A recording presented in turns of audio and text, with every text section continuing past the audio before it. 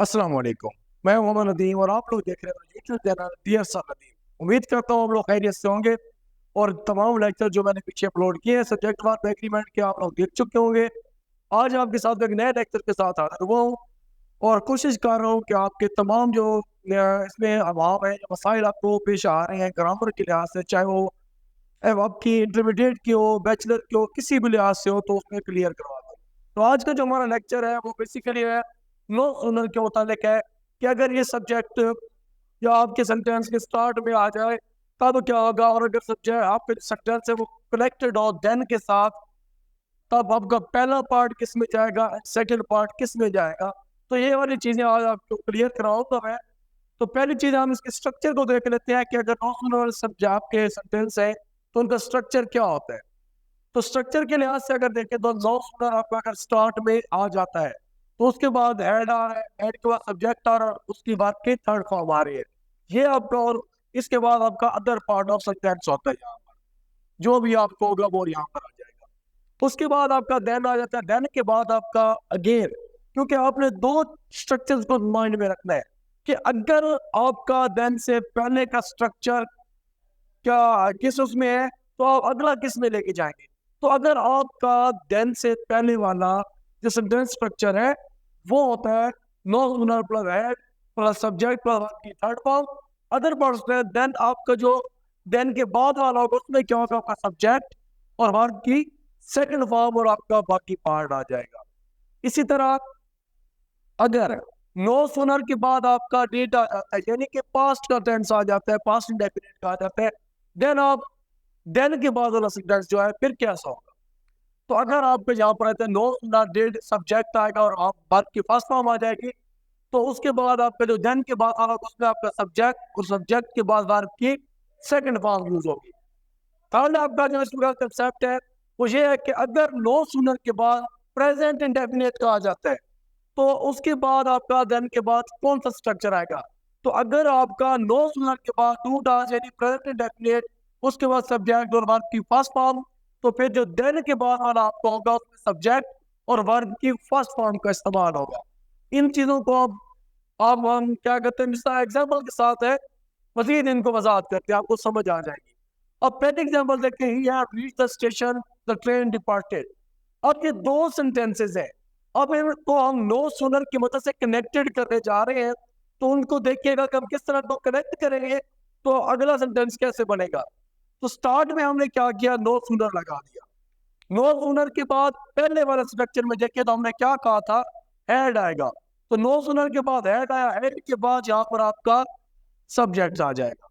तो उसके बाद आप देखें तो वर्ब की थर्ड फॉर्म आई हुई है और आपका अदर पार्ट ऑफ सेंटेंस ये होता है आपका अदर पार्ट ऑफ सेंटेंस, यानी कि जो आपका ऑब्जेक्ट स्टेशन है जहां भी आप खड़े हैं। तो अब हम देखेंगे देन के बाद हमने क्या कहा था कि अगर सब्जेक्ट का जो पहला आपका सेंटेंस का पार्ट है वो परफेक्ट का है तो दूसरे में आपका सब्जेक्ट के बाद सेकंड फॉर्म लगेगी। तो यहाँ पर देखें आपका क्या ट्रेन आ गई, आपका सब्जेक्ट और डिपार्टेड, ये वर्ब की कौन सी फॉर्म है, सेकंड फॉर्म। तो हमेशा जब भी सेंटेंस देन से आप कनेक्टेड करते हैं, नो ओनर से स्टार्ट हो रहा है सेंटेंस, तो उसमें आपने एक चीज को मतलब खाते रखना है, दिमाग में रखना है, अगर वो परफेक्ट का सेंटेंस है तो जो आपका सेकंड सेंटेंस होगा वो पास्ट इंडेफिनिट का चला जाएगा। इसी तरह नीचे आ जाए, इसको आप चेंज करके भी लिख सकते हैं कि no sooner had I reached. अब इसमें देखें no sooner had I reached, had आपका क्या है, आ गया शुरू में, और ये वही पहला सेंटेंस अगेन बन रहा है। और ये आपका सब्जेक्ट आ गया, ये आपकी बात की थर्ड फॉर्म आ गई। तो उसके बाद देन आ गया। अब देन के बाद आपको पता है कि जब परफेक्ट में पहला जा रहा है तो दूसरे ने किस में जाना है, पास्ट इंडेफिनिट में जाना है। तो पास्ट इंडेफिनिट क्या, अली के, अली आ गया और रात की सेकंड फॉर्म आ गई, और रात की सेकंड फॉर्म आपको बताती है कि ये सेंटेंस क्या है, पास्ट इंडेफिनिट है। थर्ड में आगे चलते हैं, आई फिनिश माई स्टडीज। अब दूसरा कंसेप्ट आपका इसमें आ रहा है कि I finished my studies, I got good job. अगर आप इसका पहला पार्ट देखें तो पहला पार्ट इसका आ रहा है वो किस में आ रहा है, आई फिनिश्ड। फिनिश्ड का मतलब क्या है, उसने मुकम्मल कर ली है, मतलब पास्ट इंडेफिनिट। अगर इसका पहला आपका पास्ट इंडेफिनिट में आ रहा है तो दूसरा भी आपका पास्ट इंडेफिनिट में आई गॉट गुड जॉब चला जाएगा। इसी तरह आप इससे भी पहले नो सूनर को ऐड करेंगे। नो सूनर को ऐड करने के बाद डेट आपका यहाँ पर देखने आ चुका है। उसके बाद आपका सब्जेक्ट, सब्जेक्ट आपका आई था, और डेट जहाँ, क्योंकि आज जो यहाँ पे फिनिश तो नहीं आता, यहाँ पे फिनिश आएगा। हमेशा जब भी ये डू और डेट और ये सारी चीजें लग जाती है, आप डाल रखते हैं, तो आपको पता है कि ऐसे ही ये खत्म हो जाता है। आगे आपकी जो भी बात की फॉर्म होती है, तो सेम क्या है कि यहाँ पर आप देखिए डेट आ गया, तो यहाँ पर आप अगेन रिपीट नहीं कर सकते सेकंड फॉर्म को, फर्स्ट फॉर्म आ जाएगी। तो कहते हैं no not data finish my studies, यहाँ तक आपका पहला कंप्लीट हो गया। अब देन आपका मेन चीज होती है कि इसके बाद आपने चेंज करना होता है। आई गॉट गुड जॉब, मुझे अच्छी मुलाजमत, अच्छी नौकरी मिल गई। तो मिल गई आपका क्या है, ये भी पास्ट इंडेफिनिट का है, तो आपको यानी कि अगर आपका पहला आपका पास्ट इंडेफिनिट का, तो दूसरा भी आपका पास्ट इंडेफिनिट में चला जाएगा। थर्ड आपका कंसेप्ट था कि अगर आपका पहला प्रेजेंट इंडेफिनिट में आ जाता है, देन क्या होगा आपका, फिर क्या होगा, जो देन के बाद आपका होगा, ये भी आपका प्रेजेंट में ही जाएगा। ये देखते हैं, तो my sister arrives home, she begins to cook. अब ये आपको दो जुमले वो दे देता है, वो कहते हैं जुमले हैं जी, इनको चेंज करो, नो सूनर लगाओ। तो आप क्या करेंगे, जस्ट स्टार्ट में लगा देंगे नो सूनर, नो सूनर के बाद आप लगाएंगे हेल्पिंग वर्ब।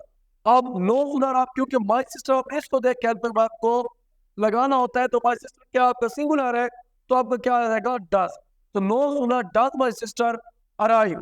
अब यहाँ पर अराइव क्यों नहीं आया, क्योंकि डज के साथ यस का ऑलरेडी इजाफा हो चुका है। तो जब एक मरतबा एक सेंटेंस में ये सर इजाफा हो चुका होता, तो सेकंड टाइम नहीं होता। तो no sooner does my sister right. अब उसके बाद आ गया आपका देन। अब देन के बाद वाला भी आपका, क्योंकि पहला आपका प्रेजेंट इंडेफिनिट में है, दूसरा भी प्रेजेंट इंडेफिनिट में जाएगा, शी बिगिंस टू कुक।